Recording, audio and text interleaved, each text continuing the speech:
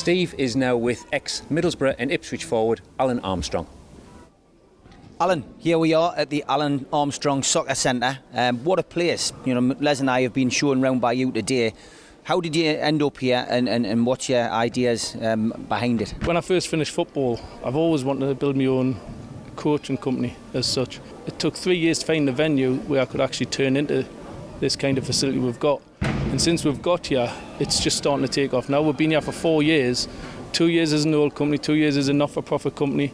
And now we're just starting to reap the rewards really of what we've been doing for the last 2 years. You see loads of them, you've got soccer arenas, you've got the sports domes, the goal centres. Big difference is I'm non-profit. And the way I can do that is because I've got a big family and my family look after this place when I'm not here. And all of them coach here. Mrs runs a cafe, my son runs a reception, does all admin work. So at the end of the day, it's a family-run business, but everything we do goes back into the community, and I think that's a big plus for us, especially for a place like this. I've always thought that I needed something else. I needed something else alongside the football, and I managed to get in contact with a company called Slam, who've got their own gym in Wellington, and he's classed as a charity. And I got him on board, and he's managed to build his own gym on one of the pitches, and it's a fantastic facility. It's still underused at this moment in time, still fairly new, and we're both pushing for each other to try and get it a lot busier. Great facility, you know, in the George Reynolds area. You know, you've got great parking, and I think it's just getting the message out there that you can come, you know, to this area, you can get parked and use the facilities, and you know, it's great.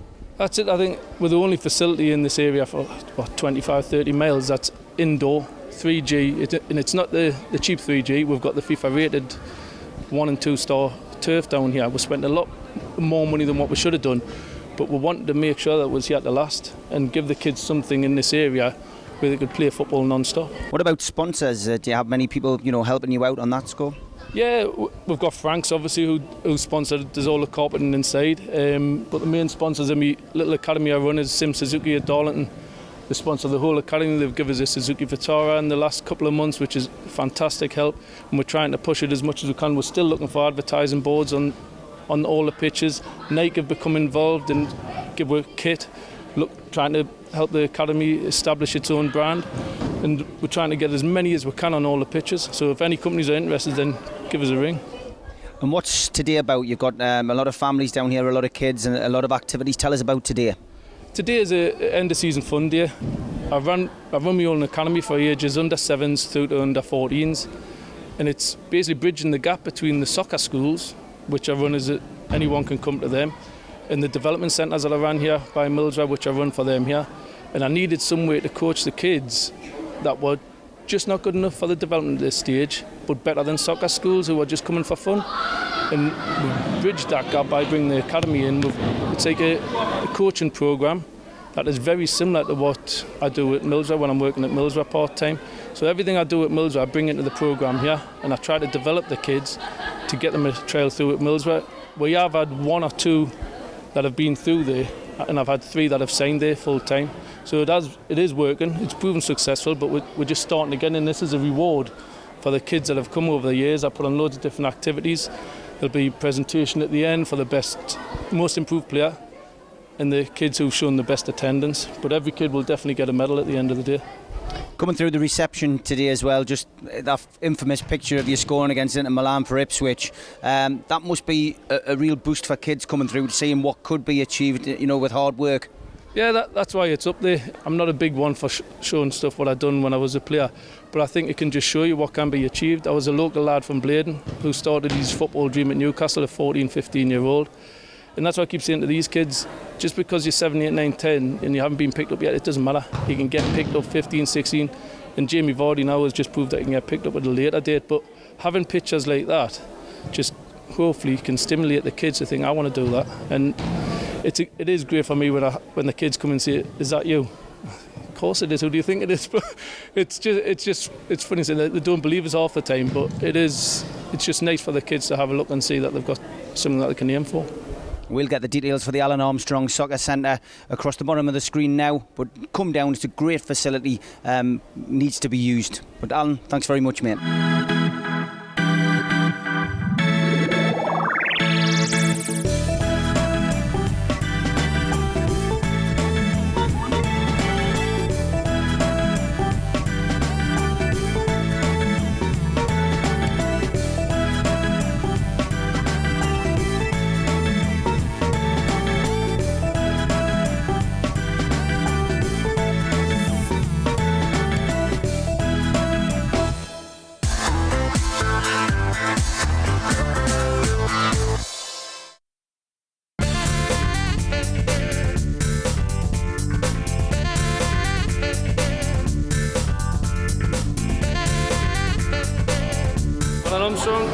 head of the Alun Armstrong Sports Centre in Shildon.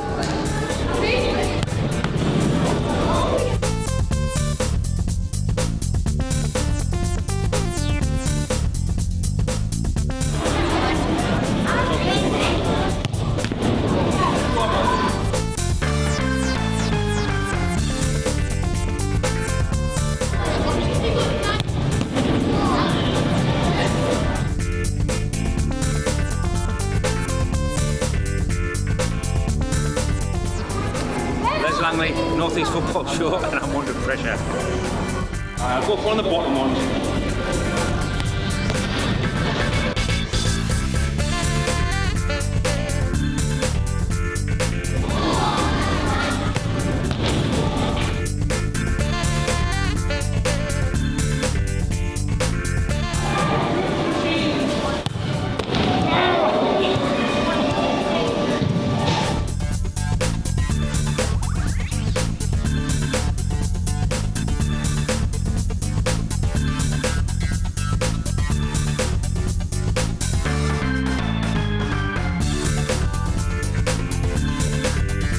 We're not getting close enough.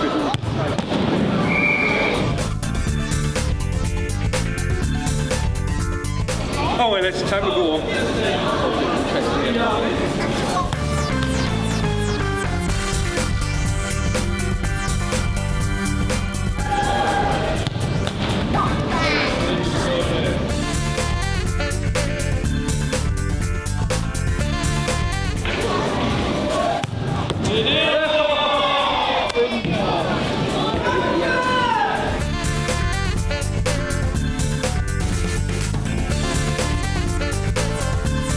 Right, do you know the other challenge that we've done?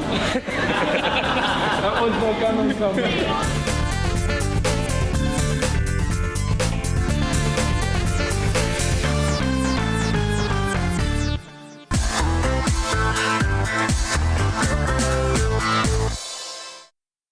Well, Les, I'm glad we got this sofa after all that running around, but a great day. Yeah, it was a good day. Obviously, we've took a lot in. We've managed to get a Northern League game in. The first of its kind, the first time Sunderland RCA have managed to play Riop CW. And then obviously we've taken in that charity game. Hopefully we've encouraged people to put their hands in their pockets for that. And then of course we've come to Alun Armstrong Centre, and I didn't realise until we got here, this is non-profit making, so... Good stuff. International break now, of course. Newcastle finally got into gear, won the last 4 games. Big cup win against Cheltenham, obviously lost a couple of players, and then we've beaten Brighton in the league, so we're up to 4th. Sunderland did win in the cup, so they're through the next round. What's your feeling on how Sunderland's progressed over the last couple of weeks? You're loving this, aren't you? You know, August, we never win in August. I just hope that we can get some points on the board quickly. I don't think we got going until the following year. Last season it was horrendous, so the sooner we can get some points on the board the better. Middlesbrough have hit the ground running though. They have, unbeaten. They couldn't have done much better really. They were deserved winners against Sunderland. I think Sunderland had more of the game, as you know, second half, but it's all about putting your chances away. And you're still unbeaten, Les? I am in the challenges, yeah. They're quite happy. Look at the smile on his face. Anyway, where can people catch us, Les? Well, now we're on Facebook, Twitter and YouTube, as well as every Friday night, 7:30 on Maiden Tyne & Wear.